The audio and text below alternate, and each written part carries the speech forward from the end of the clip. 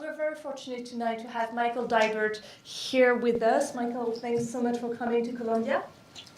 You've seen the bio probably online. In case you haven't, let me give you some of the highlights.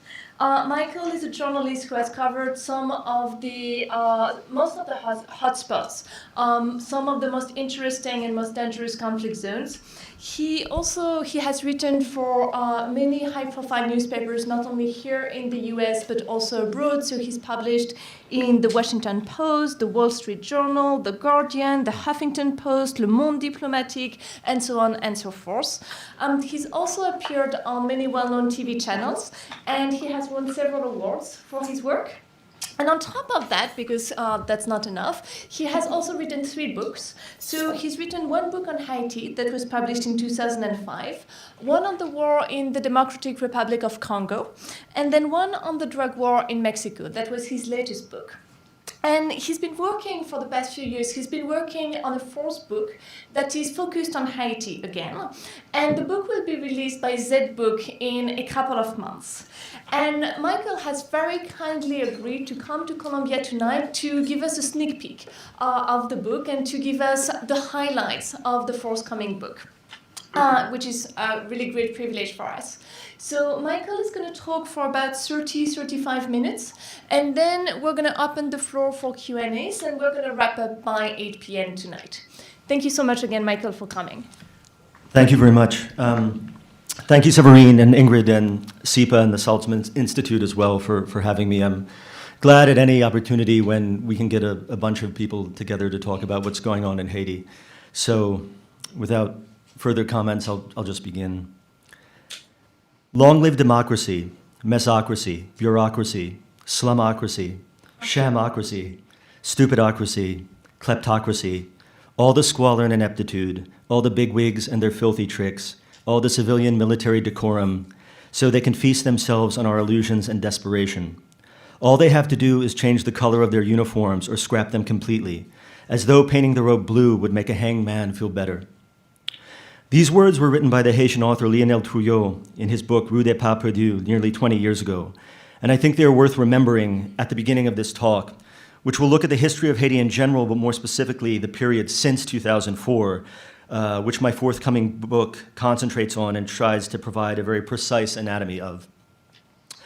Haiti is a country that often has one of 2 effects on people who visit it. Either it sends them running for the exits immediately, or it completely captures their hearts, as it did with me. In addition to the political tumult that I'm sure many of you are familiar with, the country has, for me, a pretty much unmatched level of cultural achievement, not just in literature, but also in music, visual art, its cuisine, its beautiful poetic Creole language, and extraordinary physical gifts from its vaulting, mysterious mountains and its shimmering coastline. I say this at the outset because this talk focuses on some of the harsher aspects of Haiti's political culture, and I don't want to deceive the audience into thinking Haiti is simply a catalog of miseries. It's not, far from it. But first, a little background that is probably familiar to some of you, but perhaps not all of you. Following the arrival of Columbus on the island we now call Hispaniola in 1492, the enslaved indigenous Arawak were quickly worked to death by the Spanish, and by way of replacement, by the mid-1500s, there were over 30,000 African slaves on the island, only a foretaste of what was to come. When the Treaty of Ryswick granted the western third of Hispaniola to the French in 1697, that swath of land was renamed Saint-Domingue, and sugar cultivation became the touchstone of its economy. By the end of the 1700s, Saint-Domingue supplied 3/4 of the world's sugar, and its economy was generating more income than all of the 13 original North American colonies combined. It quickly became France's wealthiest colony, but one where a population of 40,000 whites lorded over 30,000 mulattoes and free blacks, and 500,000 slaves living in conditions of nightmarish brutality. In a rebellion that began in 1791 and finally ended with rebel forces defeating the French in 1804, Haiti became the second independent nation in the Western Hemisphere after the United States and the site of the world's only successful slave revolt. The impact of this event reverberated far beyond Haiti. The Haitian stunning defeat of Napoleon's army, perhaps the greatest military force in the world at the time, prompted the French dictator to sell Louisiana to the United States, doubling the size of the country in which I am now speaking. The city of Jacmel on Haiti's southern coast served as a base for South American leader Simón Bolívar, providing material and logistical support at a crucial time during his campaign to liberate the Southern Hemisphere from Spanish rule. Surrounded by hostile slave-owning nations, not least of all the United States, Haiti was ostracized and vilified and forced to pay a 90 million franc indemnity to France for its liberty, comparable to roughly about 40 billion today. Squeezed and plotted against from the outside and violently factionalized from the inside, by 1904, Haiti's lot, as the writer and diplomat Frédéric Marcellin wrote, was one of civil strife, fratricidal slaughters, social misery, economic ignorance, and idolatrous militarism. Haiti's political autonomy, however, was interrupted in dramatic fashion in 1915 when, following the murder of President Guillaume Sam, the United States invaded and occupied the country for nearly 20 years. That occupation proved pivotal in Haiti's modern political development, as the presence of foreign troops in Haiti nurtured the grievances of a range of anti-occupation political currents, ranging from Haiti's interpretation of negritude, later to become noirism, and leftist communist influence such as the Parti Communiste Haïtien, founded by the author Jacques Romain at the very tail end of the occupation. From 1957 until 1986, Haiti was ruled by the Duvalier family dictatorship, until 1971 by François Duvalier, or Papa Doc, and then until 1986 by his son Jean-Claude Duvalier, or Baby Doc, the latter often acting in concert with his mother, sister, or later his wife.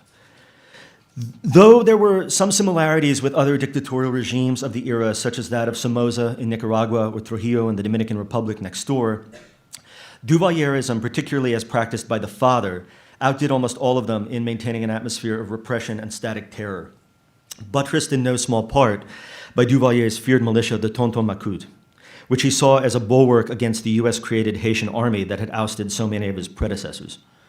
To be clear, Duvalier was not the first Haitian leader to use irregular paramilitary forces. Faustin Soulouque, who crowned himself emperor and ruled Haiti from 1849 to 1859, had armed groups supporting him that were referred to as Zanglin.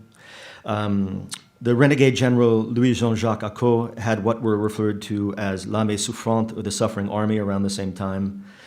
But as another leader would do in coming decades, by creating the Macoutes, Duvalier empowered a certain sector of the lumpen black masses that had so long been excluded from political power and wedded their fate inextricably to that of his highly criminal regime.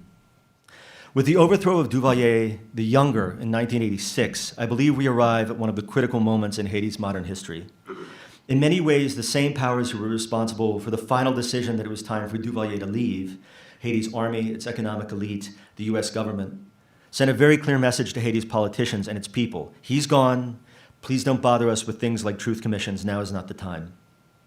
Once Duvalier was gone, the Americans decided their logical partner was not the social democratic sector, but the Haitian army, who they in fact helped to create during the occupation some 50 years before. It was the mistake of Haiti's political parties to accept that deal, and it's a mistake that the country rues to this day. After Duvalier's departure, there was tremendous pressure to engage in elections, but who controlled the electoral system? When pressure resulted in the 1987 Constitution and a quasi-independent electoral body, the army quite literally killed the process in the Royal Valiant massacre in 1987. When Jean-Bertrand Aristide, a former Catholic priest who had been one of the leaders of the anti-Duvalier movement, was elected in 1990, there was a coup attempt by scions of the Ancien regime before he even took office, and then a successful coup from the military that ousted him in September 1991. No matter how rotten he later became, and I will touch on this shortly, I believe that the 1991 coup was one of those critical moments in Haiti's history. The Haitian people had made a clear decision, a clear choice in the 1990 elections, and they should have been given the opportunity to see, for better or for worse, the implications of that choice as part of the country's process of democratic maturation. That opportunity was snatched brutally from them, along with the lives of thousands of people. When he was returned to Haiti by the US military after his exile in Washington, D.C. 3 years later, Mr. Aristide had a distinct taste for the creature comforts of his office, and quickly his political current began, in a very systematic way, in replacing the old democratic vanguard with political operatives loyal to him alone, and collaborating closely with armed gangs, not only in the capital, but also in provincial cities such as Petit-Goâve, Saint-Marc, and Gonaïves, some of the leaders of whom I knew quite well. Between 2001 and 2004, I spent many hours in the sprawling Port-au-Prince slum of Cité Soleil, and I counted some of the president's most fervent supporters among my friends. A huge expanse blighted by poverty between the airport road and the bay, the vast majority of Cité Soleil residents I found to be new or first-generation arrivals from the countryside. Honest, hardworking people scrambling to keep afloat in the economic shipwreck that was Haiti. However, after 1994, and especially after around 2000, the neighborhood had been ruled by armed factions led by young men such as Robinson Thomas, known as Labanier or Banner, Emmanuel Wilmé, known as Dread Wilmé, Winston Jean Bart, known as Tupac, and James Petit Frere, alternately known as Billy or Cassanfe, Iron Pants, which was a reference to Paul Magloire, who was a former military dictator. Many of the young men had grown up within the orbit of La Famille C'est la Vie, the home for street children that Aristide had been instrumental in founding while still a Catholic priest. All, for a time at least, believed that he was the only chance that Haiti had to dynamite itself out of its feudal backwardness and brutal inequality, the latter of which the people of Cité Soleil felt as sharply as anyone. Far from being the simple thugs they were sometimes portrayed as, these young men, and they were all quite young, most barely into their 20s, viewed themselves as a kind of combination of community organizers in the hopes that presidential largesse would be bestowed upon their communities, and local police forces, and referred to themselves not as gangs, but as the base or base of the neighborhood. From the young gunmen in Cité Soleil and the other poor neighborhoods such as Bel Air and indeed around the country, supporting the government meant regular, if meager, paychecks from state entities such as the Ministry of Social Affairs for supposed work at Teleco, the state telephone company, despite the fact that they had never set foot there. In some areas of Cité Soleil, it was CAMEP, the state water company, that doled out checks for no-show jobs. For others, it was work at the capital's port or the ports in Gonaïves or Saint-Marc or Petit Goâve. It was naked patronage and corruption, to be sure, but it was also an opening of the spigot of state money to a sector of society that had heretofore been largely denied that. And it was the only rope holding them from falling off into the cliff of economic disaster. The young men would march, praising the president, disrupt opposition demonstrations, and became known as the Chimère after a mythical fire-breathing demon, appearing en masse and then disappearing back into the slums at a moment's notice. By this point, Haiti's economy was the most liberalized in the Caribbean, with the average import tariff decreased from 35% to 3%, and the import tariffs on rice reduced from 50% to 3%, as part of a deal brokered for Aristide's return in 1994. At the time, the Caribbean average tariff on imported rice was 38%. By 2004, Haiti had become the third largest market for U.S. rice exports in the world, after Japan and Mexico. Much of the imported rice flooded the country came from Arkansas, the home state of U.S. President Bill Clinton, and it effectively destroyed the ability of Haiti's rice farmers to compete competitively. This blow came on the heels of the U.S.-Canadian-funded PEPADEP in the early 1980s, which was a program that destroyed 1.2 million Creole pigs in the country, pigs that formed one of the backbones of the peasant economy, when tests showed that nearly a quarter of the island's pigs were infected with African swine fever. Food imports rose from 21% in 1996 to 32% in 2001, and would finally reach 50% in 2006.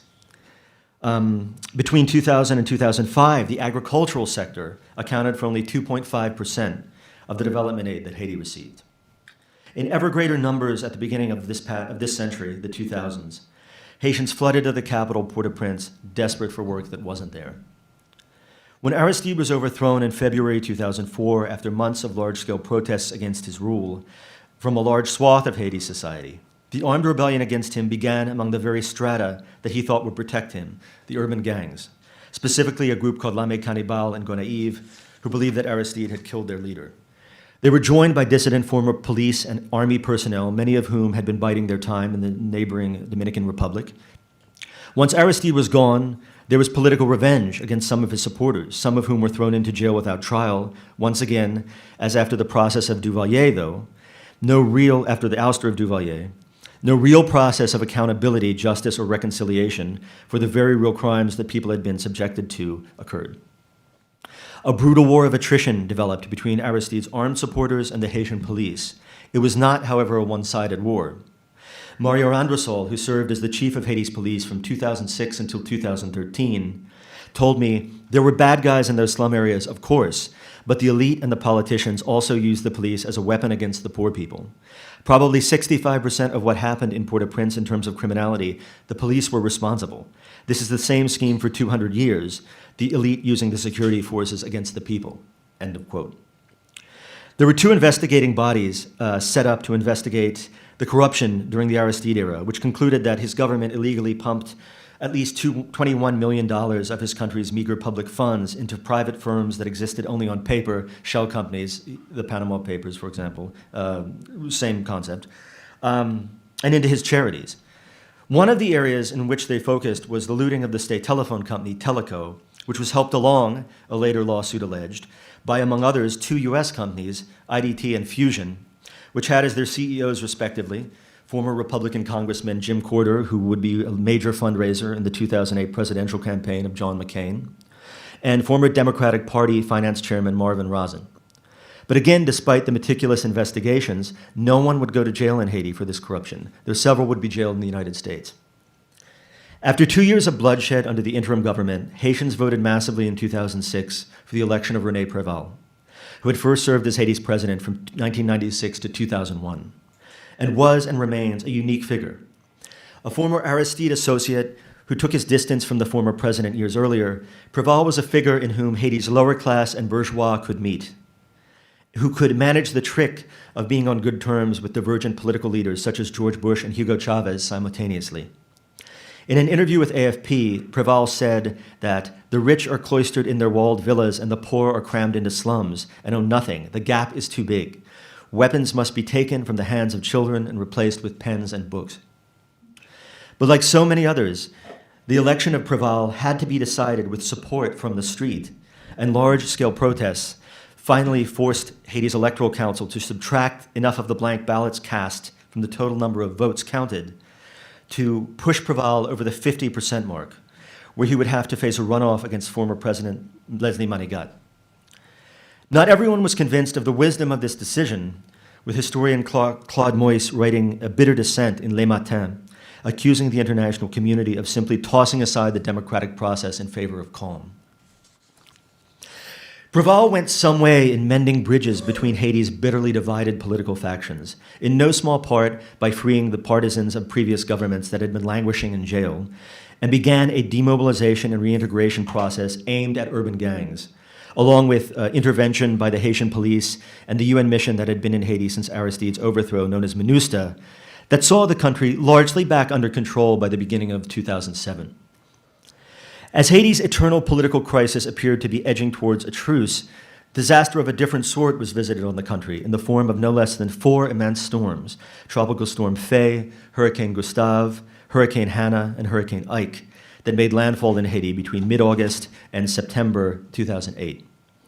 Despite the devastation wrought by the hurricanes, which basically turned the city of Gonaïves into a mud lake, World Bank President Robert Zoellick said there were no plans for the body to forego demanding payments on Haiti's foreign debt that at the time were around the neighborhood of $1 million per week. But that calm came at a price. Victims of problematic human rights abuses, such as the survivors of a February 2004 massacre of at least 27 people in the northern city of San Marc, received no more support than they ever did. The leader of one victims organization in San Marc, in a heart-rending June 2007 letter to the United Nations, asked the international community at large, "Who cares about our case? The victims of these horrors live under the constant threat of criminals who were all released under pressure, in particular from some agencies in international civil society. Today, what justice should we expect? Who can testify freely while the assassins are free and can circulate with impunity? The victims want to flee the city and the witnesses to hide." It was a refrain that could have been repeated many times. Though Préval did a lot to stabilize Haiti, he showed no more appetite for going after the cancer of impunity that plagues Haiti than his predecessors had. He also had something of a schizophrenic personality, one that at times was open to working with domestic and international actors to ameliorate Haiti's many problems, but he could also be quite Machiavellian and plotting. He saw one prime minister ousted in the spring of 2008 and played an active role in getting rid of another one a little over a year later. He seemed to greatly enjoy moving the chess pieces around. At the beginning of 2009, a report was issued by Oxford University economist Paul Collier that concluded, rather too rosily, that Haiti did not have intractable structural socio-political problems that beset most other fragile states, or an armed and organized political group ready to launch a rebellion, which must have come as quite a surprise to many of Haiti's former leaders. And it said that sectors such as the garment industry and the construction industry, the construction of various export zones, would be the ticket to Haiti's development, while in terms of agriculture, the report suggested a food for work program. But nowhere did it suggest revisiting the draconian free trade policies that had so devastated Haiti's peasantry. The plan became something of an article of faith among UN Secretary General Ban Ki-moon, former US President Bill Clinton, and others, even as Haiti's 2009 parliamentary elections were marred by violence and boasted a turnout of around 11% of eligible voters. And then came the January 2010 earthquake. As this is part of Haiti's history that most of you are probably somewhat familiar with, I won't belabor it, but I'll highlight a few key details. It appears that no one will ever know exactly how many people died. Days after the quake, the Red Cross was estimating that up to 50,000 people had been killed. By early February, Prime Minister Jean-Max Bellerive was saying that more than 200,000 people had been clearly identified as dead. The government would eventually estimate that at least 225,000 residences had been rendered uninhabitable, and that 2.1 billion cubic feet of concrete and rubble would have to be removed. The already teetering electrical system suffered $40 million worth of damage. The Inter-American Development Bank estimated that damage from the quake was in the neighborhood of 14 billion. During the earthquake, 60% of Haiti's gross domestic product disappeared in a matter of seconds. Despite calls to refound Haiti after the destruction, what came to pass? Immediately in the aftermath of the quake, one of the stated great concerns of the international community in Haiti was a looming collapse into anarchy that never occurred. Amnesty International would conclude later that the self-organized camp management committees confirmed that sexual violence was not an issue and that security commissions that patrol the camps at night had been set up. Most of the women in the camps interviewed by Amnesty did not express concerns about sexual violence. But in the Artibonite Valley, the poor sanitary conditions of a camp of Nepalese UN peacekeepers ended up dumping raw sewage into the Kani and Jemba rivers, and, according to the US Center for Disease Control and other bodies, infected the country with cholera, which had been all but extinct up to that point. And that's a plague that up to today has killed at least 9,000 people. To this day, the UN denies its responsibility for the outbreak. The earthquake had the bad timing to occur just before Haiti was scheduled to have a presidential election as well, which it did in 2 rounds in late 2010 and early 2011. Preval, determined to impose a successor on the country and no doubt concerned about a possible slide back into anarchy, picked Jude Celestin, the little-known head of the state construction company, as his designated successor. Other candidates would be Merlan Manigat, the wife of former President Leslie Manigat, the man Preval had beaten in 2006. Another was Michel Martelly, a well-known singer of Haiti's compa music known as Sweet Mickey. One aspect of Haiti that it seems is often lost on foreigners who are deluged by ceaseless images of poverty, violence, wailing women, and political strife, a stereotype that existed long before the earthquake, is the country's tremendous capacity for joy and ribaldry, an aspect of the Haitian personality that Michel Martelly embodied probably more than any other single individual in the country. The rise of Martelly's candidacy, which had been viewed as a joke by many only weeks before, came as a surprise to nearly all foreign observers in the country, many of whom were only dimly aware of who he was up to that point. Building on his years of playing before large audiences in a fluid, often humorous command of Creole, Martelly formed the natural gravitational orbit for disaffected youth who would have otherwise voted for the singer Wyclef Jean, who had been disqualified from the contest amid questions about his residency. Martelly's chances were further bolstered by the presence in his campaign of the Miami-based Spanish political strategist Antonio Sola, who had played a key role in the successful 2006 presidential campaign of Mexico's Felipe Calderón. Martelly also suggestively gathered around him a coterie of highly able supporters and surrogates, many of them with links to the government of Jean-Claude Duvalier. We were seeing once more the flowering of the Duvalierist, or more specifically, the Jean-Claudiste, for Jean-Claude Duvalier was by then back in the country. Political strain in Haiti, a right-wing populism that proved itself every bit as potent as the anarcho-populism that Aristide, who had also returned to Haiti, and his acolytes were still pushing.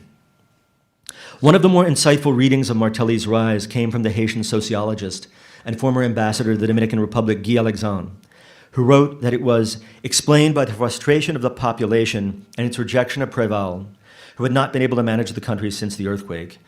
Martelly is a right-wing populist backed by former Duvalierists and the youth of the popular classes for whom he represents a break with the traditional political system. And indeed, that was the case.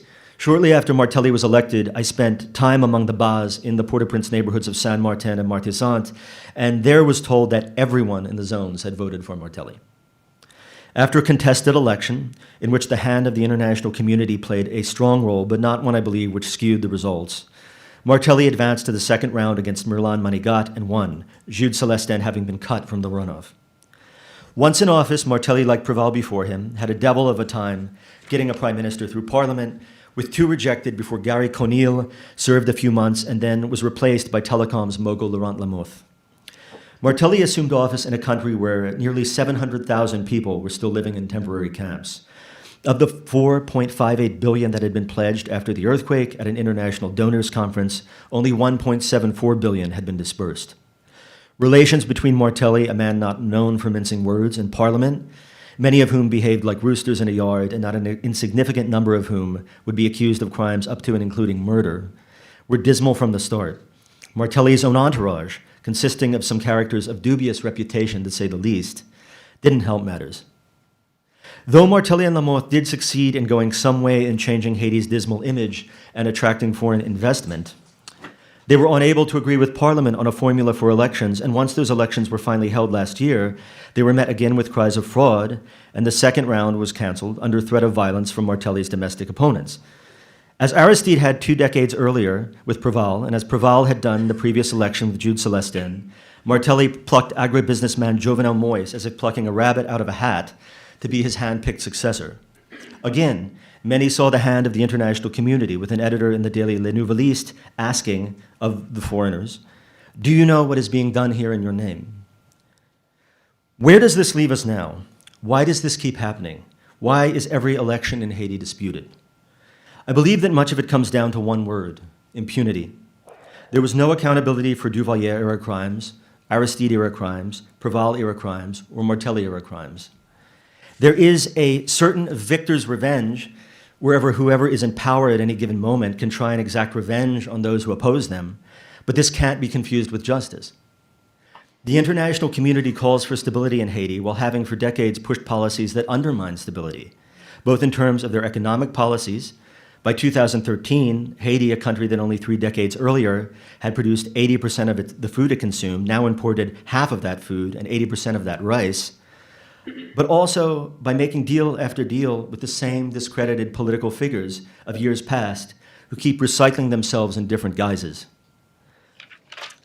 There were few who believed that Martelly, who stepped down at the end of his mandate this past February, wanted to organize transparent elections. There are fewer still who believe that the current interim president, Jocelyn Prévert, who was Minister of Interior during some of the worst excesses of Aristide's second term, has an interest in doing so.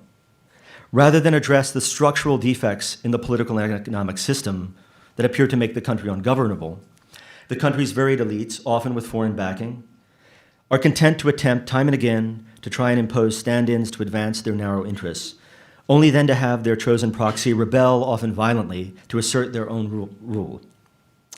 I believe what Haiti needs today, more than anything, is a body similar to the Commission Internationale contre l'Impunidad in Guatemala, CICIG, the international UN-backed tribunal in Guatemala tasked with investigating the existence of illegal security forces, supporting the work of Guatemalan institutions to investigate and prosecute individuals involved in illegality, and make recommendations to the government for the adoption of new public policies directed at the eradication of these groups that will strengthen the state's capacity to protect the basic rights of its citizens, and providing technical assistance to legal institutions in order to leave them better equipped to fight organized crime. And don't confuse yourself, politics in Haiti is often just organized crime by other means. There are very brave, committed people in Haiti, but there are too many people in Haiti's political elite who have been too criminal for too long. The Haitians can't do this themselves. The pressures are too great. They need help, and I believe an international body such as this would help initiate that work that should have begun in the post-Duvalier era, but never did. If ongoing impunity is not rooted out of the body politic of Haiti, nothing will change no matter how many elections or how many foreign missions the country has. To close, I started with a reference to Lionel Trouillot, a great Haitian writer, and I wanted to close with a reference to another great Haitian writer and a journalist named Jacques Roche, who was murdered in 2005, who was another victim of Haiti's impunity. And it's a poem that he wrote shortly before he was killed called Survive. And for me, despite everything that goes on in Haiti, when you see these people who miraculously and heroically get up day after day and chercher la vie, look for life, look for some small job, behave with incredible dignity and honesty and gentleness, so that someone like me can travel all over the country in public transportation and never have a hostile word said against them. This kind of, to me, sums up that attitude. You can destroy my home, steal my money, my clothes and my shoes, leave me naked in the middle of winter, but you cannot kill my dream. You cannot kill hope. You can shut my mouth, throw me in prison, keep my friends away from me, and sully my reputation, leave me naked in the middle of the desert, but you cannot kill my dream. You cannot kill hope. You can put out my eyes and burst my eardrums, cut off my arms and legs, leave me naked in the middle of the road. But you cannot kill my dream, you cannot kill hope.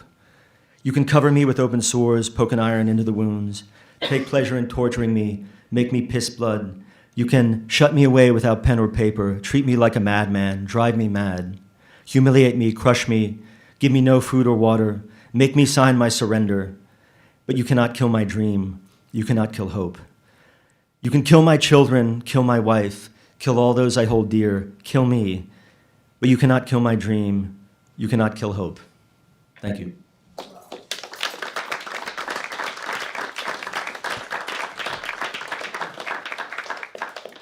Thank you so much, Michael, first for this beautiful poem, and second for managing to summarize the 300 or 500-page book in 30 minutes. That was quite an achievement. So now we have about an hour for Q&A, so if you don't mind using the microphone, we're recording this event, so we need to use the mic to make sure that people who view the event online can listen to your question. So please go ahead, and when you ask a question, if you could introduce yourself and first give us your name and your affiliation, and then ask any questions you want. Well, I came late, but I caught some interesting things you said at the end. And I'm Haitian. My name is Carl Nicolas. I'm a visitor here. And I'm wondering how justice can really be implemented in Haiti in the way you're talking, since it's a whole culture in the country. And also, even those people who are not guilty, but they are so connected with the people who are committing those injustices in all kinds of ways, that the solution I've ever thought about was to have a center outside the country, like the Rosenthal Center, for the Jews pursuing the Nazis, and be able to fund persecution in Haiti, and also to be able to pursue these people outside of the country, so that we can help change the culture of impunity, because most of these people, they tend to want to travel the country with their money, to put it in the bank, and all kinds of things. And definitely we need a culture of impunity in the country, so that people know that when they do something, even in 10 or 20 years, somebody's gonna go after them. Yeah. For me, I mean, I guess in my years working in Haiti, there are honest, decent people in Haiti. I mean, particularly among the police. I've known really decent, hardworking police in Haiti, but their problem is they'll arrest some guy and then some corrupt judge will take a bribe and let them out 10 minutes later. I mean, there's a story in my new book about a policeman called Walkie Calixte, and he lived in Carrefour, but he patrolled kind of the Martissant area, which is a very hot zone in Port-au-Prince. And he arrested an armed cadre of a deputy, and the deputy went reportedly to the police station and said, "I'm going to kill you for doing that," and he was killed. And the parliament, rather than saying how awful that this policeman was killed, their whole rhetoric was, how dare you question the immunity that we enjoy as parliamentarians? And so I think there are people willing to do that in Haiti, but they need some kind of system. They need some kind of support, basically, because, as I said, financial, yeah, and just some sort of, I guess, in CICIG, for example, in this body that I talked about in Guatemala, the successive chief prosecutors with it were Spanish, Costa Rican, and Colombian. And they had, I think, a really salutary effect on justice in Guatemala. Now, that doesn't mean, obviously, that there's no corruption or violence in Guatemala. There's plenty of it. But they took down a sitting president and put him in prison, where he sits today, Otto Perez Molina, and the vice president. And I think just the germ of that being in some Haitian politician's head, that, hey, I could actually be held accountable for doing all of this, would be an incredible improvement from what exists now, which is no one's afraid of going to jail no matter what they do. And it's not, I think a lot of time foreigners go there and they get overly wrapped up in the kind of ideology. They think it's some battle of ideologies when it's not. It's just, I mean, it's my moment to get what I need now. And no matter what people say publicly, I mean, a lot of these politicians do the same thing once they're in office, no matter what ideology they wrap it in. So for me, personally, I think it would be a great thing for Haiti to have a body like that in Haiti itself. Because then, you know, I guess Haitians need to have, they've been so, I feel, demoralized about the electoral process especially. I mean, one of the most enlightened people I know in Haiti is a young guy from Cité Soleil who formed an organization there called Soleil Levé, which is all about changing the image of Cité Soleil and building bridges between different people there. And he's kind of one of the people you wish there were thousands of in Haiti, you know. And when I went back after the elections, he said, I didn't vote. Vote for who? And that was the response of 90% of the people that I talked to. I mean, and you know as well as I do, I'm sure, the fact that a couple thousand young men between the ages of 16 and 35 appear on the streets to protest, that's not a real protest in Haiti.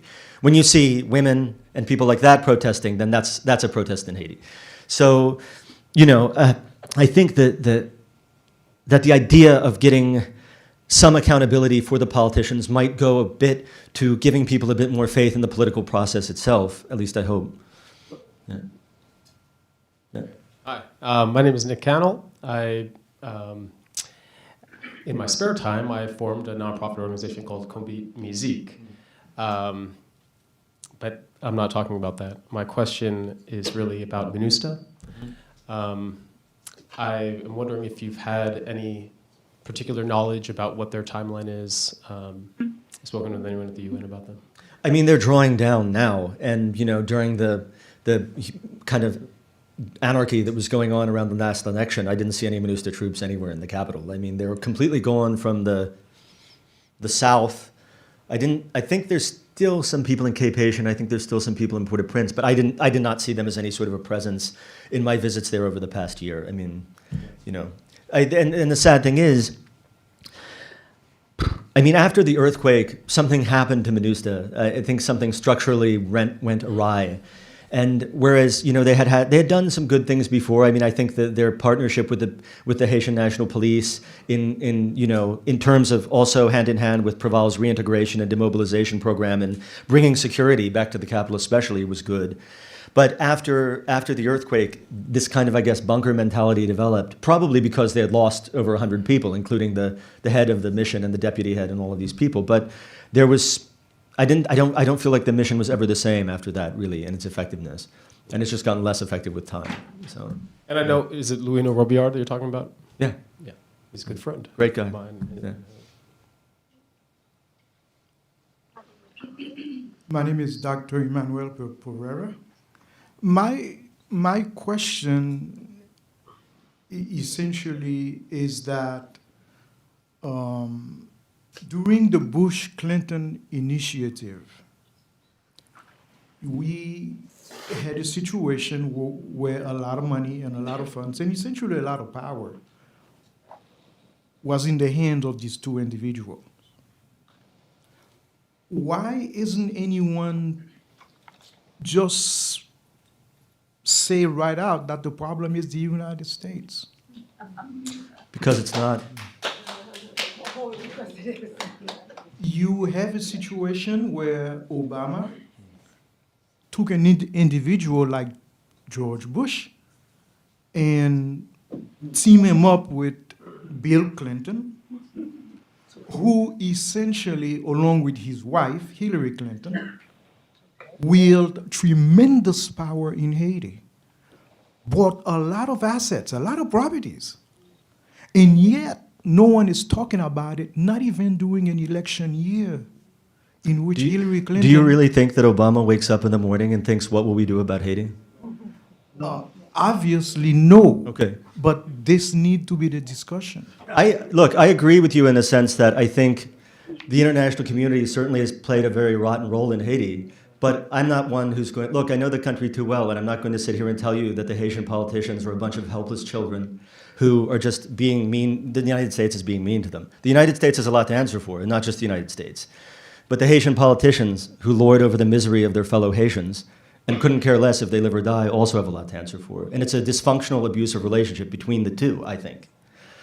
So that's my answer to you. It's not all one or the other. It's not all the Haitians, and it's not all the international community. They enable one another. I think that's the term they use for alcoholics and drug addicts, enablers.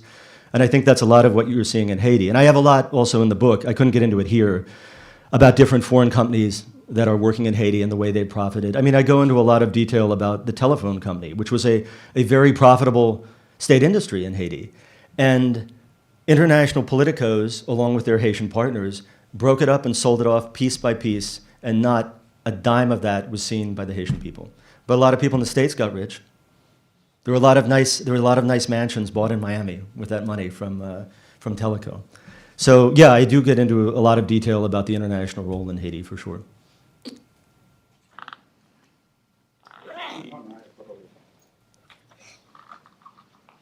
Hi, my name is Gary Andale. I write for Revolution newspaper. I wanted to make a quick comment on what you've been saying. I also want to make an announcement very briefly about an important event. Could you actually, you can make that afterwards. Do you have a question? I have a comment on what Okay. you're saying. Haiti needs a revolution. And we can go into that deeper afterwards. Do you know how many revolutions Haiti has had? I'm talking about a real revolution. I'm not talking about an upheaval in which people come out in the streets and are used by others, by the upper strata in order to rearrange the power arrangements at the top. I'm talking about a revolution that actually aims to uproot the deadly grip of the US and, yes, other imperialist powers, which has been shaping and controlling Haiti since early after its foundation, and which is responsible for this class of people that rules Haiti now. And yes, sometimes they have their contradictions, but fundamentally, this is not a mutually enabling situation. The tail does not wag the dog. The US is the greatest superpower in the world, and it has been dictating to the greatest extent possible what happens in Haiti for a long time, including with repeated invasions, repeated coups, right? It's done it partly for profit, partly for strategic interests. But it's true, you're right, it's not just the US. There is a strata in Haiti that profits tremendously from this, that is sort of the enforcers on the ground, that those two groups, right, the US and the sort of semi-feudal comprador bourgeois forces, they need to be overthrown and a whole new society needs to be brought into being. It's easy to say that here in New York. Yeah. It's easy to say that there should be a revolution. Believe me. Do you know how many people I know who have been murdered in Haiti in the last 20 years? And they've been murdered by people who thought they were working for this or that political current that they thought were going to change things. All of those kids that I knew in Cité Soleil, all of those kids who thought they were working for Aristide or they thought were revolutionary, they're all dead. And then none of them made it to 30. So here's the decisive point that I want to make, is in making revolution, the question of leadership is crucial. And in 1986, the Haitian people rose up with, yes, tremendous hope, tremendous dreams, almost unfathomable courage, over and over again against these brutal, powerful forces, first the Makuts and then the army, regime after regime, fought against US invasions, but there was not actually revolutionary leadership. Today in the world there is revolutionary leadership that's concentrated in what Bob Avakian has brought forward in the New Synthesis, that actually represents a path forward for people who want liberation to be able to navigate all the contradictions that you face, which are tremendous. Yes, it's true, there are tremendous problems you face if you're trying to get free of this. But that is what people have to do, and anything else, people say revolution is unrealistic, but there is nothing more unrealistic than trying to reform this system. Can I ask you a question? That goes for this country too. Have you been to Haiti? Yes. Okay. I mean, well, if you've traveled around Haiti, if you've talked to Haitian people, I would say, in my experience at least, their analysis of the problem there is not quite so binary. I think they would tell you also that one of the big problems is the fact that no one ever goes to jail for anything in Haiti, no matter how odious it is.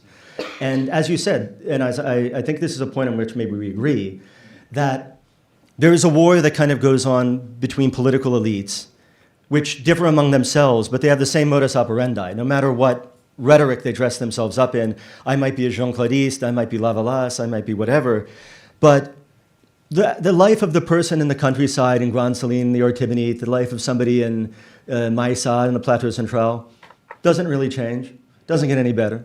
But these cadres in the Republic of Port-au-Prince, which is what Port-au-Prince is so often referred to because it's so separate from the rest of the country. And I always tell people, if you go to Haiti, don't just stay in Port-au-Prince because there's an amazing country to be discovered outside of the capital. It's a kind of coffee filter that drains all of the potential that comes into Haiti out of it. And I think some people have done some attempts at decentralization, Proval a little bit, but it was far too little, and it was far too late. And when you go to places like Anse Rouge or Jean Rabel in the Northwest, I mean, Port-au-Prince, you might as well be talking about somewhere Venus or Mars or something. It's so detached from people's everyday reality. And generally, if something comes from the government, it's trouble, which is another sad thing, is that in a country, that sacrificed so much, overthrowing Duvalier, opposing the military regimes, there is now a pervasive sense that I find among ordinary people that politics is the kind of provenance of dangerous people who you don't want to get involved in, and you want to just stay away, as far away from politics as you possibly can, because no good can come of it. And that, to me, is maybe the saddest development over the last 30 years, that is the path we had come to. You have to talk to the microphone. So the mic, okay? Yeah, because they're recording it. So. Hi, my name is Emmanuel Gilles. Nice to meet you. I just have one question. Since I came late, I don't know whether you address the information that Haiti has so much natural resources, notably oil discoveries and gold, copper, and resources that could have made Haiti so rich that it wouldn't need to be dependent economically on the Western world. But so far, there hasn't been any confirmation that actually these resources exist because they've been hidden from the Haitian people, specifically from the government. But I read in the Dominican Republic that the government has done the contrary. They've informed the people that actually they did have discovered oil, and they were tested in somewhere in England and discovered that they have high quality oil, both in the Dominican Republic and the eastern part of the Hispaniola island. So I was wondering, why is it that this is hidden from the Haitian people? Isn't it really some form of injustice that is being done to the Haitian people? I mean, there is some gold in the north of Haiti. And one of the gold mines, actually, one of the guys on the board is Hillary Clinton's brother, actually.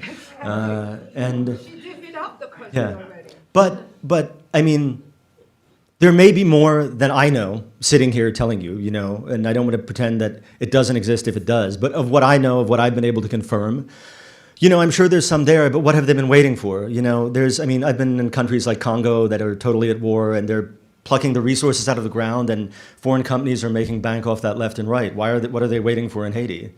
I mean, it's not a rhetorical question. I'm literally asking.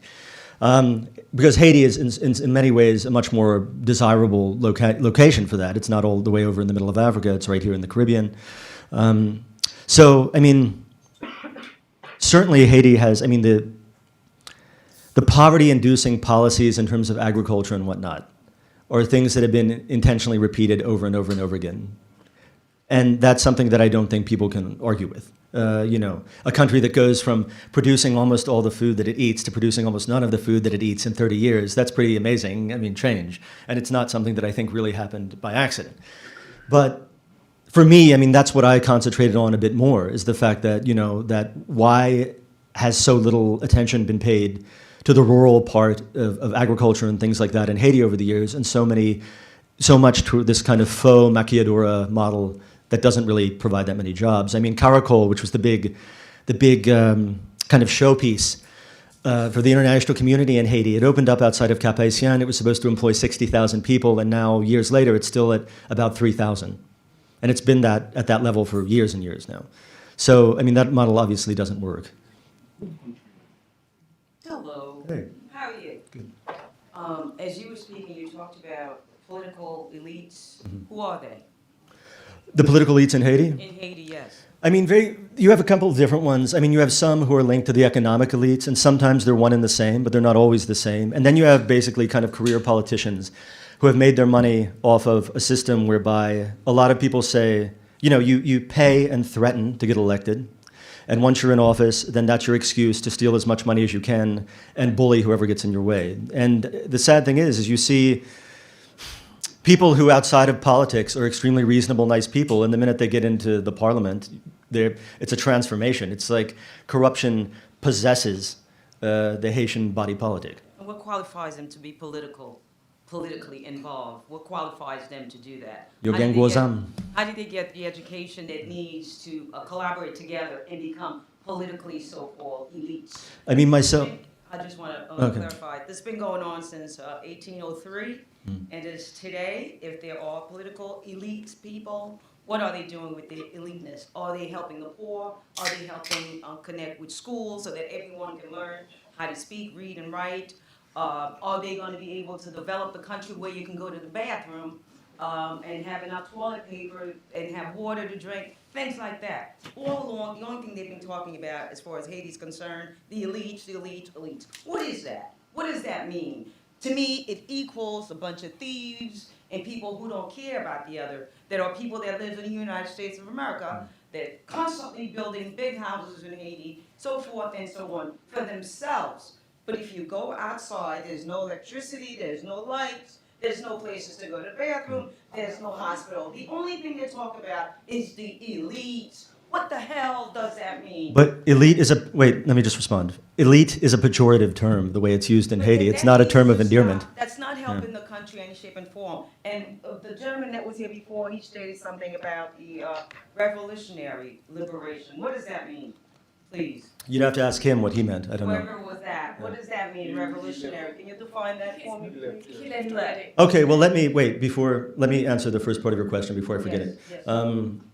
In terms of what qualifies them as elites, Yes. I mean, you have a couple different facets of who would be considered that. One is the economic elite that's ruled the country for years and years. And that's, 30, 40, 50 families. I mean, it's a little-known fact, Haiti has the largest number of millionaires in the Caribbean. They need to show And it. yeah, but you have to let me finish when I'm sorry. No, it's okay. But in terms of the political elites, something interesting I think happened with both Duvalier and Aristide in the sense of the black majority that had been highly excluded from kind of politics were included in politics by both Duvalier and Aristide in a way they had not been before. It came at a terrible cost for the country because both of those men were not good leaders.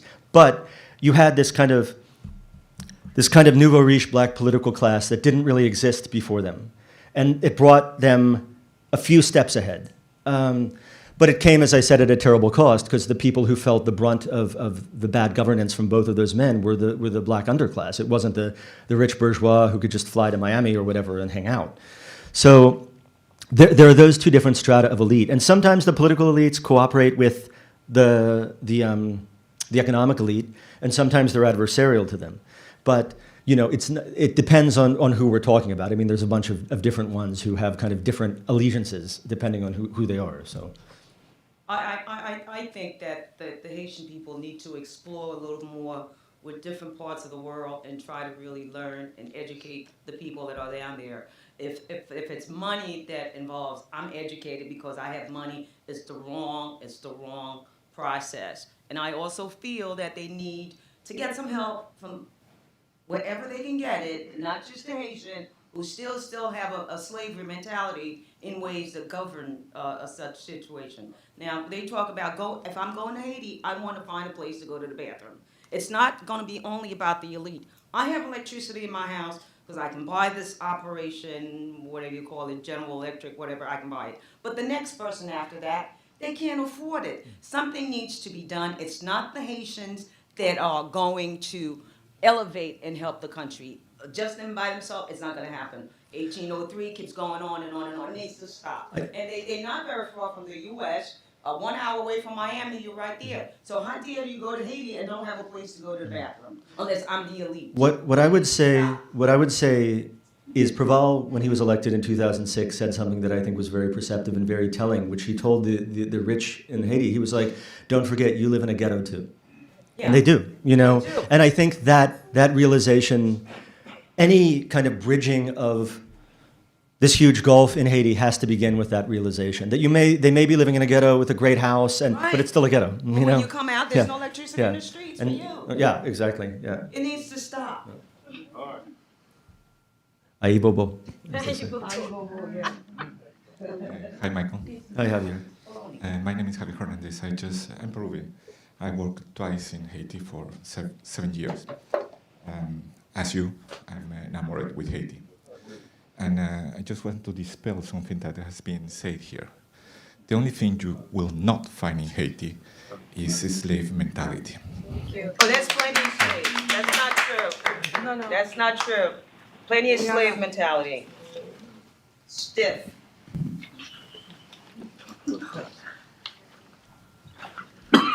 Hello, my name is Alan Lewis. I work here for the Columbia Graduate School of Business. I'm from the Midwest. And I didn't know as much as I do know, thanks to some friends and thanks to this, as much as what's going on with Haiti. And personally, when I heard that it was the first slave revolt, I just had immense pride. But I do have a question, and it's, who do you think benefits most from the destabilization of Haiti, internal or external stakeholders? I think it's an abusive, dysfunctional, symbiotic relationship between both. Because I mean, a lot of the politicians in Haiti, what would they do? I met them.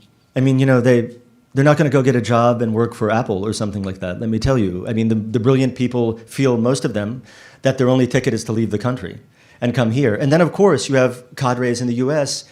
that make tons of money. I mean, when Aristide was president, there was a law firm in Miami that made almost $6 million off of Haiti when people were so poor that they were eating clay, you know. And in the meantime, you know, and it's not the only law firm either. I mean, there's a lot of others.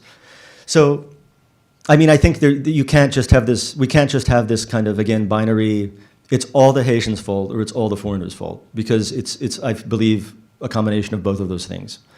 And neither one seems to want to extricate themselves from the other. The Haitian political class and economic class benefits from this constant turmoil.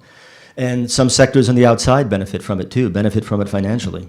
You know, I mean, the diaspora, I feel like, are treated very badly in Haiti, because basically there's this constant ATM that keeps the country afloat. Sending money, sending remittances back to Haiti, but when they want to get involved in politics there, people are like, get out, you're diaspora. I've seen this over and over again. Goes on, it needs to stop. It needs to stop. I want to engage in a nuanced discussion with you. I realize you know the country, and you know, we want to stay away from stereotypes, because most of the time they don't really reflect the dynamism of what's really going on in the country. But let's start by saying that a lot of these elites, they're Americans. A lot of them are naturalized. Once there's a problem, you find out. They go to the embassy. By the way, a lot of them, you know that. Yeah. Or for Canadian citizens or whatever. But one important question, there's true that there is a symbiotic relationship, but the leverage is with the US. Yeah, it's with the US. That's what everybody Okay. And then, I'm sorry, I beg to differ. You said it's a symbiotic relationship. A symbiotic relationship benefits. It is a parasitic relationship, whereas well, they are sucking the can come blood to the out of the yeah. So You know, no one, if you want to say that, if you say it at the microphone, they'll be able to hear you on the... I think the US is leading, and the point I want to make is we didn't bring that up, but there is a lot of racism going on, not only in the way they deal with Haiti, but there is racism in the country itself. The color problem is a big problem. When you look at the economic elite, it's much light-skinned people, almost white. Okay? But if I could respond just in a sec, I mean, that is true to some extent, but also in the last 50 years, that has changed somewhat. You have highly wealthy black Haitians as well, which you didn't probably 50 years before. Yeah, but they're not really as much involved in the economy of the country. They involved in the how do I say that, drugs or some kind of other activities, some businesses. But if you really well, the thing is also, I mean, I think because the economy is controlled by such a handful of people, basically. If you're an ambitious young black Haitian in the provinces or something like that, the way you think you can get money is by politics. And people have told me that themselves, politicians. They were like, look, can I finish? they were saying, look, you know, I was some guy, I was growing up outside of Cap Haitien, and I wanted to do something with my life. So what was I going to do? Stay here in Hocorn my whole time? No, I didn't want to do that. So I went and made politics in Port-au-Prince. My last point. Clearly, there is to be some kind of organization outside of the country with people who have leverage, intellectual leverage, economic leverage, or whatever. But the problem is, it's not that Haitians have a slave mentality. It's because, as you said, people are afraid of politics and people don't want to take charge. And the culture is kind of promoted in Haiti that you can't do anything. The elites want you to think that so that you don't get involved and try to change things. So not only the Haitian people outside of the country, but people outside of the country who really want to help should try to get involved in organizing some institutions to give leverage to the people who are trying hard in Haiti. But the problem is there's clientelism. Some of the liberal people who are supposedly talking about how sad the situation is in Haiti, they are professionally profiting from the country. You know what I'm saying? Even the journalists, they go out there and they look for the worst pictures because those pictures sell. And this is another problem that I think is that so much of the image of Haiti, I feel, that gets depicted, especially in the media, is simply Port-au-Prince, which, as I said, has such a different feel and dynamic and look than the rest of the country. I mean, you know, so if the entire prism through which you see Haiti is Cité Soleil, that's not an accurate. It's an aspect of it, and it's an aspect that has to be addressed and not whitewashed. But I mean, if you go, you know, there's also a reality of Haiti in a place like the Plateau Central, where there's very, very strong peasant unions that have existed for decades. Same in Jean Rabel in the Northwest. There is, you know, places like Jacques Mel, which have this incredible history and this beauty. And that I feel like has to be explained as well. I mean, I only had, you know, 30 minutes, so I didn't get into all of that. But in the first book and in this book, I get into it a lot more. That there are, in terms of the literature and all of that, I mean, it's an extraordinarily creative country that produces very captivating things. It's not all just politics. But unfortunately, the politics dominate all the other aspects because that's what has the boot on the throat of the rest of the society. So, Preston? What concerns me in your approach, at least part of your approach, I'm sure not all of your approach, but part of it, is that I get the sense that every time you start talking about there are many actors involved, Haitian actors, foreign actors, maybe these other guys or whatever, it almost seems as if that within the parentheses, you're telling me that I can't find a solution to this problem. I just tried to, well, my solution that I think would work, not fix everything, but I think would be productive for the country, is I said some sort of body that would fight against impunity, that would be based in Haiti. And that body would need to be the international community. Because who within all of the actors that you mentioned actually feed all of these little guys who's trying to make money off this system? Well, certainly not I the could politicians. I could tell you, I mean, I've known some people that I think are decent people who have been involved in politics in Haiti. Michel Pierre-Louis was one. Guy Alexandre, who I quoted, was another one. Mario Andresol, who's the chief of police, I think was basically an honest servant, civil servant. I'm not talking about good guys and bad guys. I'm talking about people who has power, who can actually effectuate change and hold on to it and make it happen. Like, let's take an example. During the earthquake, or right after the earthquake, I found out that the administration was actually sending deportees back to Haiti. How do you do that without having incredible power within a country that is broken, that doesn't even have a decent jail that was in operation at the time? So evidently, we do have an actor that has the power that can actually make things happen that these other little actors, and I'm not saying they're unimportant, will have to submit to. And this is, to me, where the solution to the problem is. I seek the solution to problems. By trade, I'm an architect and I'm an engineer. Whenever I see a problem, I like to find solutions. And we are not going to have solutions if we keep going around and saying that, you know, this guy is a bad guy, these people here are bad guys, and there are so many bad guys, and gosh, we really, where the answer is. When we know, if we target the United States, the international community, and put enough pressure upon them, they can put people on trial. They can incarcerate people. They can dry up the money. They can even arrest drug dealers right in the middle of Haiti who has little armies. Why can they not do these other things? I mean, if you're asking me, do I have faith that, wait, let me respond.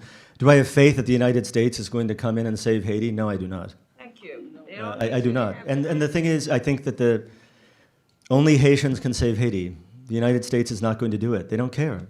They don't care, and most of the international community doesn't either. And you know, when I suggest having a body that is based in Haiti, fighting against impunity across all political persuasions, you know, not just targeting one group or one party or one strata of society, I think that would help build the rule of law in the country, and I think it would help move the country forward. It did help in Guatemala.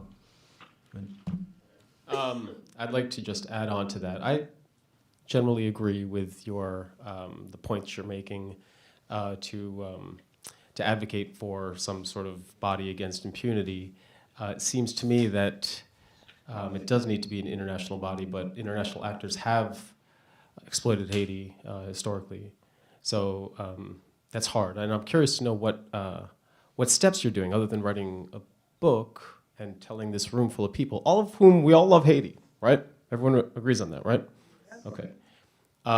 So my solution, or another solution, I think a critical aspect of strengthening Haiti is to work closely with young people in areas like Cité Soleil or in Barbachos or other downtown areas of Port-au-Prince. Port-au-Prince is very densely populated. That's the vast majority of Haiti's population lives in Port-au-Prince, right? For no reason other, you know, it's not for a lack of intelligence. There are masses of young people who are not privileged enough to attain higher levels of education. And so through working on a community-based level with young people to organize trash collection, for example, is one of the things we do. I mean, we use music as the platform to do that. I believe that if you want to work with young people, you either do it through music or through soccer. And so I love music. All Haitians love music. We use music as that platform. So it's, I guess, a question to you and really an invitation to everyone in the room to think about ways in their own life, in your own lives, to go the next step, to not just talk about it, come to a talk about Haiti and then forget about it, but actually go to Haiti if you haven't been there. Keep going there. Go again. Go again. Meet people. Work with people. Would you restate your question? What is the question? Well, I'm curious to know. I'm curious to know about what steps are you making to advocate for your position for this international body or this body. The road to hell in Haiti is paved with foreign NGOs. Let me tell you. Yeah. I mean, right. I've seen. Okay. I mean, we're small, but we have a huge impact. But I'm not saying I don't know your NGO. I don't know anything about it or how it operates. It might be wonderfully effective. Yeah.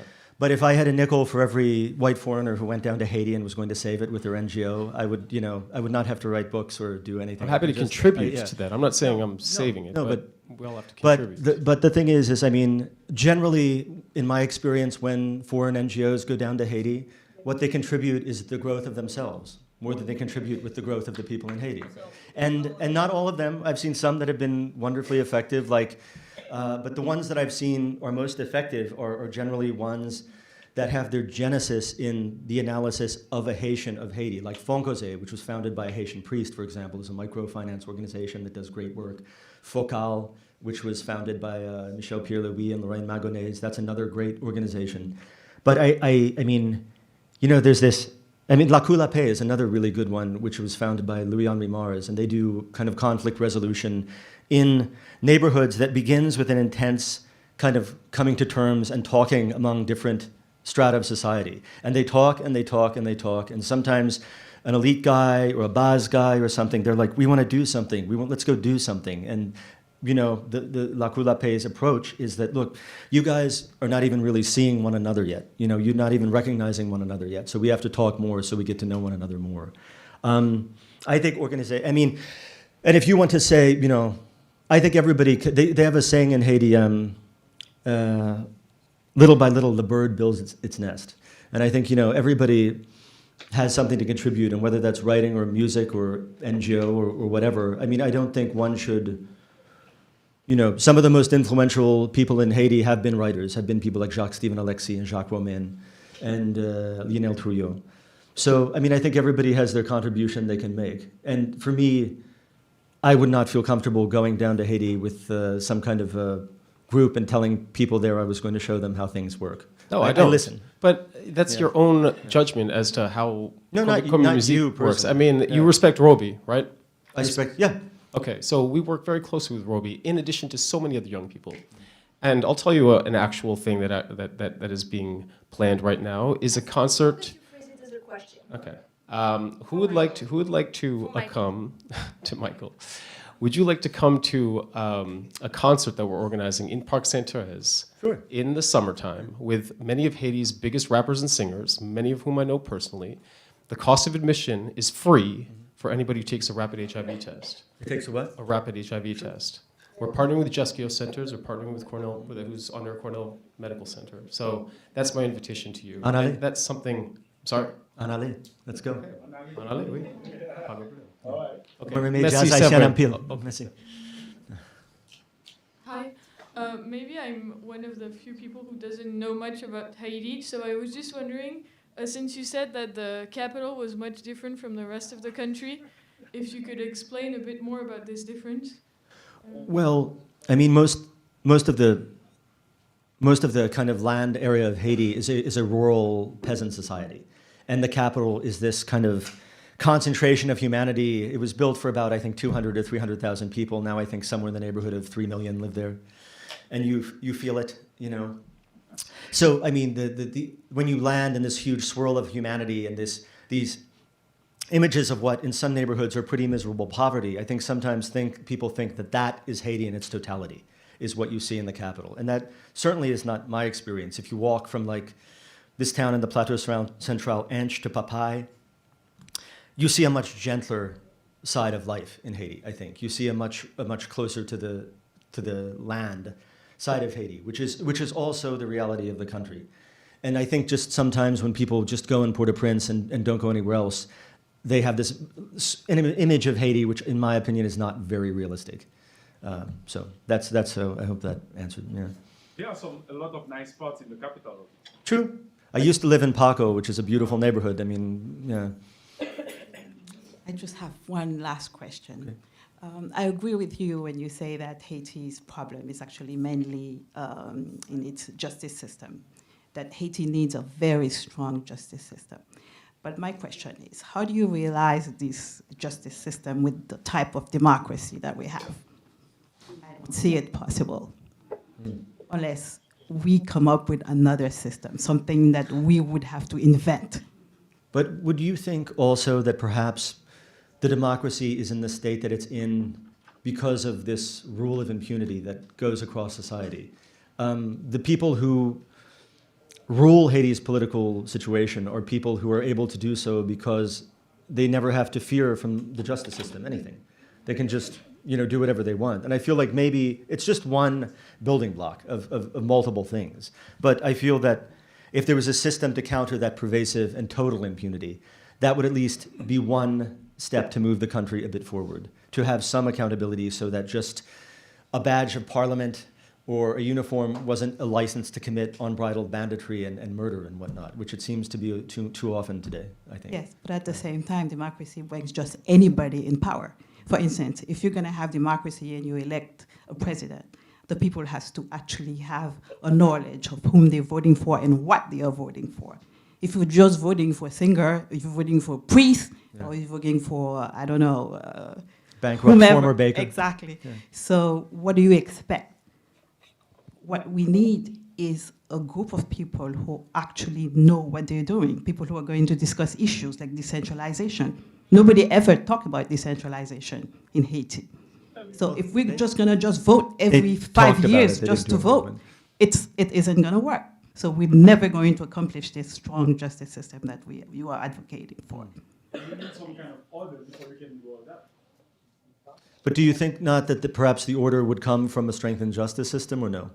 Yeah, maybe from a strong man like Duvalier. I'm not Duvalierist, but look, we tend in Haiti to talk bad about everything, but there was some good aspect to Duvalier's regime also. There was order. I was 13 and in high school in Pennsylvania when Baby Doc fled, so I can't really speak to personal experience about that era. Yes, please. Okay, my name is Dr. Jessie Martin, and my question is, you mentioned about the agricultural system in Haiti and how now we are not producing. How can Haiti feed itself if most of the food now is being flooded internationally into Haiti at a less expensive rate than it costs them to produce? Do you think that is happening just by chance, or is that being done on purpose? Oh, it was definitely done on purpose, and it was definitely done in the 1990s. I mean, this is something. And it's happening again. Yeah, that's First something. it happened with the rice, Yeah. now it's happening with the peanuts. That's something that's been going on for now decades, and you know, I think The chicken. I quoted the statistic. It's like 2.5% or something like that of development aid went to agriculture. Well, that tells you something right there. You have a peasant majority country, a country where a lot of people are or were subsistence farmers, but they get a fraction, a tiny, minuscule amount of aid. But who is getting benefited? Oh, the people who are having this parasitic import economy. Exactly. That's who's benefiting for sure. Yeah. The ones who are sucking the blood out of Haiti. And And I it's mean- not within, well, I know you say it is in Haiti. Yes, we have an elite group that does, but let's not be blind that most of Haiti's problems come outside of Haiti, not within Haiti. I think you're blaming outside. I mean, that wasn't a question there, so go ahead. Yeah. My name is Vivens Joachim. I'm from Connecticut. So one question that I have, you mentioned the blame on the elite, which one of the lady talked about. Where do you think the intellectual elite of Haiti play a role in there? Isn't it them to blame as well? Because they accept all of these things coming from Haiti, from outside of Haiti. You say the US, the international community, everybody else plays a role in making Haiti what it is today. But where's the role of Haitian elites to say, intellectual ones, to say, okay, we are not going to accept the way you present whatever program that we need our say in there. Where do you see, in your experience in Haiti, what do you see? Where do you see themselves think it's their fault as well? Yeah. I mean, historically, the Haitian intellectual class has played a very active role in kind of the political gyrations of the country. I mean, Jacques-Stephen Alexis and Jacques Romain were very active in the overthrow of Elie Lescaut in 1946. During the kind of anti-Aristide movement in 2003, 2004, Lionel Trouillot, Gary Victor, Bookman Experience, all of these bands were active like that. And for me, what I could say is reading Haitian literature, listening to Haitian music, that provided me as a foreigner with a window into Haiti that I would have never had by simply reading history. It helped me understand a lot about the country. I mean, if you read a book like Masters of the Dew by Jacques Romain, that's, a great novel. If you read Streets of Lost Footsteps, the one I quoted here, or Children of Heroes by Lionel Trouillot, that is also, there's an insight I think one gets into the experience of Haiti that you don't get from, say, a book like mine, just a history or whatnot. So in that sense, I think they played a productive role by helping people understand a bit of the reality of the country, I think. But to go a bit further, will that be enough? Because we've always had that elite in Haiti since the beginning. Since the beginning, not the beginning, but since 1804, we've had that class of people there, and they still, till today, Haiti doesn't seem to move any further. And then the one thing that I'm seeing, I may say as a nation, it seems we as Asians seems to be more interested in poetry, saying this is what wrong, this is who's to blame, instead of taking action for ourselves. Why? The guy initially talked about the revolution. I'm not for, but it may be necessary, but not brutal like where there's killing. No, not that. It's a revolution of mind. I think it should be. Personally, that's what I'm thinking. A friend of mine who's active in a lot of marginalized communities in Port-au-Prince has a theory basically, and his theory is that the country's leaders have not recovered from the trauma of slavery yet. And he said until the country collectively and the leaders recover from this trauma, that they won't move forward, that it's still somehow there in their psyches. That's his analysis. That's an intellectual myth. They've been talking about. You talked about you come from the area of Paco. Not come from, but I lived there, yeah. Area of Paco. Yeah. That area is basically really is the word that's redundant, elite. I happen to know that area as well. Mm-hmm. Not long ago I visited Paco. People still doesn't have any electricity there. And the toiletry where you go to the bathroom, we used to have so-called a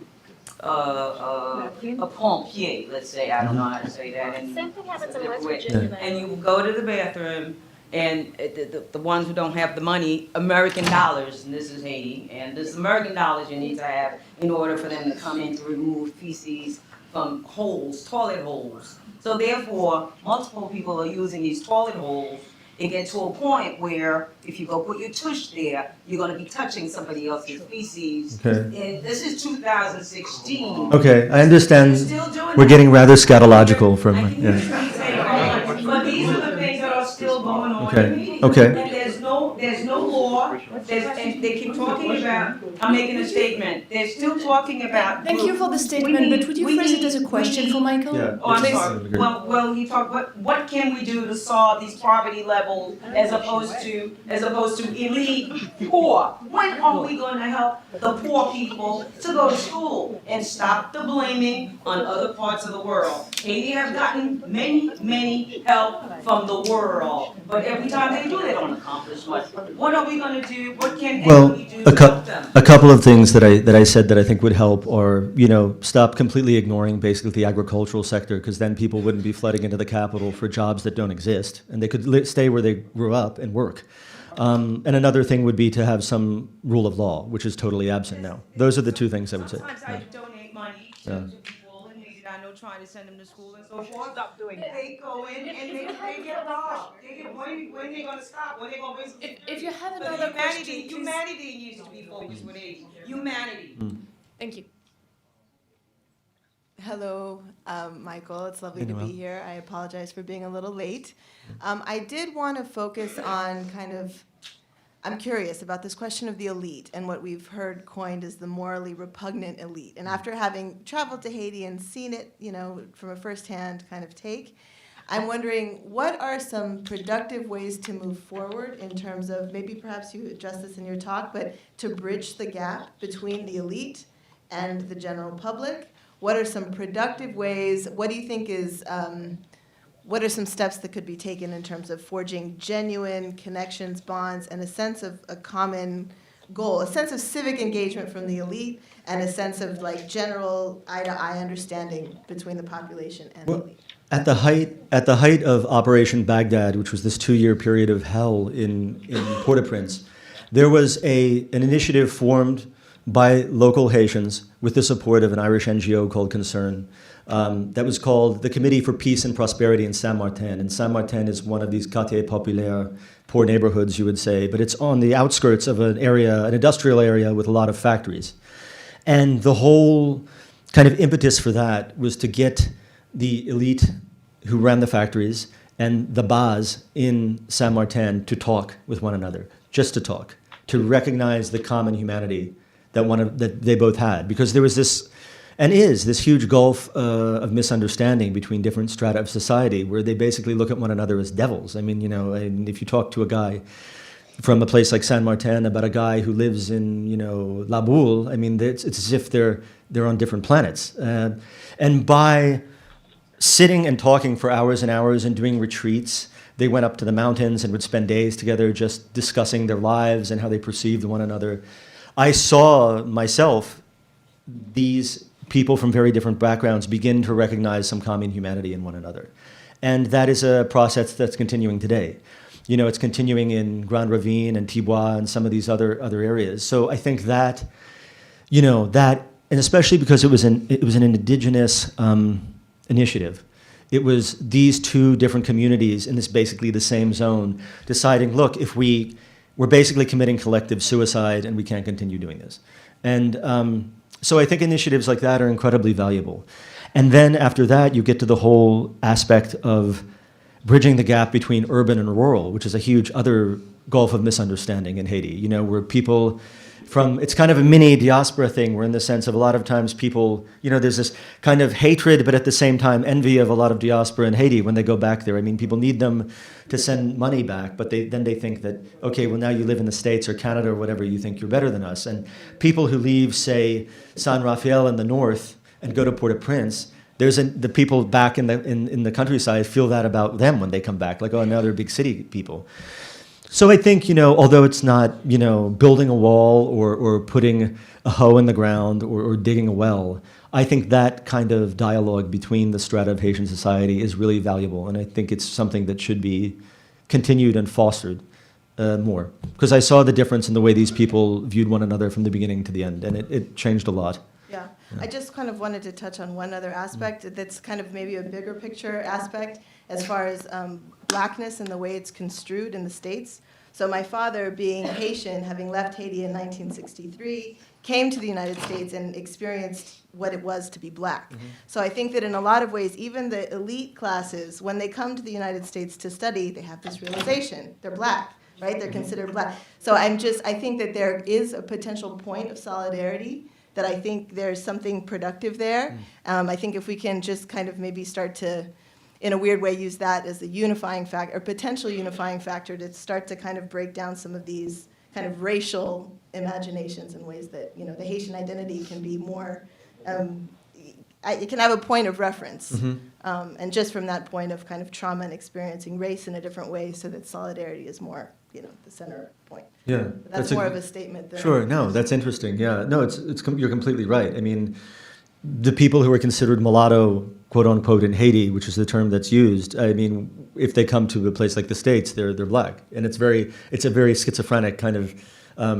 you know, because they would not consider themselves so in Haiti most of the time. Right. You know? But, you know, after living here long enough, yeah, the consciousness is awakened. Yeah, for sure. Once it's on, you don't turn it off. So anyway, just a thought. Thank you. Thank you very much. Hi, everyone. My name is Najla. I grew up in Haiti, and I miss it a lot, and I wish the situation was better. You might have addressed this before. My question is regarding how to make Haiti a stable place for a Haitian to stay home and not to have to flee. I think I agree with you. I think it has to come from the people living in Haiti, but my concern is, can we have a fairer justice system with a destabilized political system? I think they work with each other, and do we have the infrastructure to strengthen the justice system in Haiti? My analysis of that is I feel that the destabilized political system proceeds from the broken justice system. Because, do you know, in the last election in Haiti, they didn't bother to check if any of the candidates had criminal records or not? I mean, which is quite spectacular. I mean, in some areas, it's almost a prerequisite, right, to run for office in Haiti. But But some were eventually disqualified, right? After. Yeah. Well, but some of the worst ones continued in. I mean, and I mean, a lot of the people who go to parliament, I mean, they shouldn't be at liberty to circulate among the public, let alone be making laws for, the society at large.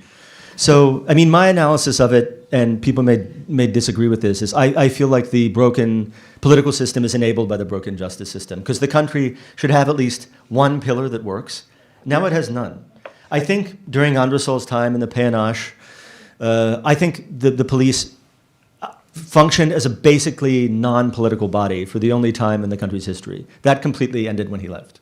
And they became, again, kind of political tool.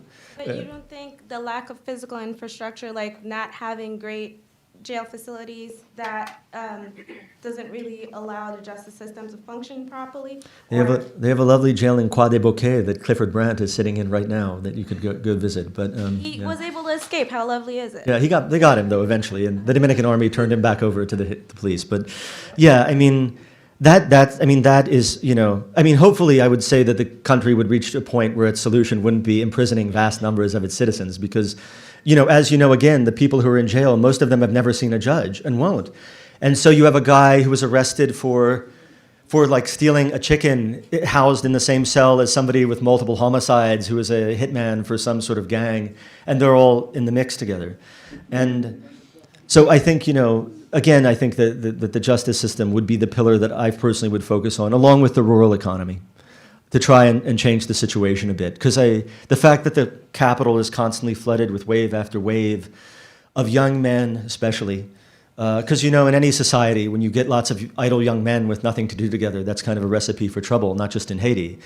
And, they arrive in Port-au-Prince and they have no hope of any sort of paying wage. And, of course, some politician is always there to say, hey, I'll give you 50 gourds today if you burn tires at the intersection of Lalu and whatever. And it's a political tool that most all the politicians use. It's not just one party. I would say, back 15 years ago, 16 years ago, Lavalas kind of refined it to an art, but now it's completely pervasive with every political party. I mean, it's just something that they all do. Thanks. Thank you. So we have 10 minutes left. So what we're going to do is that I saw two people who were waiting to ask questions. We're going to take the two last questions together, and then Michael will answer the two last questions together. Okay. Okay? Hi, thank you. I haven't heard anything about the function of the spiritual houses of Haiti and what power they can wield over the youth and over the families. And also, what is the relationship of Haiti to the Dominican Republic? You want me to answer that in the last 10 minutes? Yeah. Okay. So my question is, I work in academic evaluations where we deal with foreign credentials, basically, from all over the world. I don't work specifically with Haiti, but I've noticed that out of all the Caribbean nations, they seem to have the stronger, we are evaluating it at an equal to the United States level, high school. So if you have a high school degree from Haiti or New York, that would be equivalent, whereas the rest of the Caribbean countries do not. They're evaluating them at lower grades. Of course, these evaluation systems are private. I don't know what the basis is. But can you just give me an idea of what public education is like, what percentage of the population is being educated, and if there is really a high quality of education compared to the rest of the Caribbean or the world? Yeah. So I'll start with that question and then work my way back to the question about Haiti and the Dominican Republic and the spiritual houses. Haiti, in the public education system, which is mostly actually a private education system, it's not really a public education system as we understand it, churns out lots of, people who go on to advanced degrees, there's lots of sociologists and lawyers and philosophers and things like that, which are not perhaps the most practical professions in Haiti. I would say, psychoanalyst would probably be good if you're planning on analyzing the country's political situation. But, yeah, there is, and I don't think people should confuse the idea of maybe a lack of what we would consider formal education here with kind of a lack of education. I mean, you know, when I would go to neighborhoods like Cité Soleil and Grand Ravine and things like that, you'll meet people there who have never been outside of Haiti who can speak to you in idiomatic English as if they grew up in Queens or something like that. You'll see some kid working through a version of Machiavelli's The Prince in French. So there's certainly a great hunger there, I find, of people to learn and to be educated. I mean, which is, I think, also maybe tied up with this incredible urge of beautification that you see. I mean, there are murals everywhere. The public camionettes the tap-taps are decorated in these beautiful murals and things. And if you see the Haitians getting out of the tap-taps in a street that's covered in mud and dirt, they're completely immaculate. I mean, there's this kind of inner dignity and this inner pride in, you know, I might be living in this conditions, but this isn't the totality of who I am. And I think the impulse towards education is somewhat tied up with that. The other question about the spiritual houses, I mean, I'm not sure if you were talking about voodoo or Christian, vaguely various Christian denominations or... Yeah, I mean, voodoo is something that I think is a really interesting and very poignant commentary on Haiti, that there is this connection that Haiti has been able to maintain after all these years with Africa. I mean, there were UN peacekeepers who were from Benin who went to this voodoo festival called Souvenance, and they were like weeping because it was as if these ceremonies had been taken from Benin and transplanted directly to Haiti. And I think voodoo gets a real bad rap. You know, people think it's all hocus pocus, and it's just a religion. I mean, it's no stranger than any other religion. All religions are pretty strange and believe very strange things and require some suspension of disbelief. But I would say voodoo has better music than most. And, you know, it's a real, like any other religion, like Catholicism or Protestantism or Islam or Buddhism or Hinduism, it is what people make it. So you can have great voodoo priests who are pillars of the community and really bad ones too. But I think, yeah, certainly it plays an important role in people's lives. In terms of Haiti's relationship to the Dominican Republic, that's pretty much a whole other book. I have one section in this book that deals with it. But the DR is ruled at the moment and has been for the last decade plus by a political current that exists on anti-Haitianism and exists on an incredibly schizophrenic approach to the own Dominican color issue. Peña Gomez, who is a famous leader of the party opposing the current party in power, was of Haitian descent, and when he was running against Leonel Fernandez, you know, there was an incredible campaign of calumny saying that, you know, because of his color, he wasn't really Dominican, and again, a bit like what Noel was saying earlier, the Dominicans, some of them, not all of them, because I don't think all Dominicans walk around informed by anti-Haitian racism. I think this is something exploited by the politicians in the Dominican Republic. But you know, a lot of Dominicans view themselves as white, and then when they come to a place like the United States, are amazed that they're not viewed the way they envision themselves.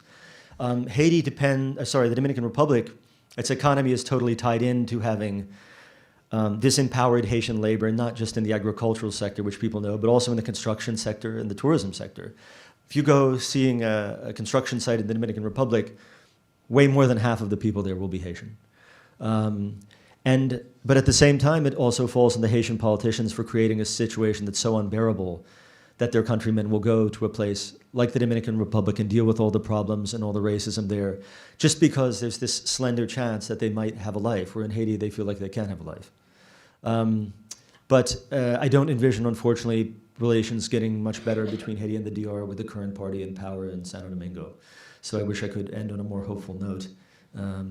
But there you have it. So I'm going to end on a helpful note. Thank you so much, Michael, for this wonderful event, and thanks to all of you for all of your questions.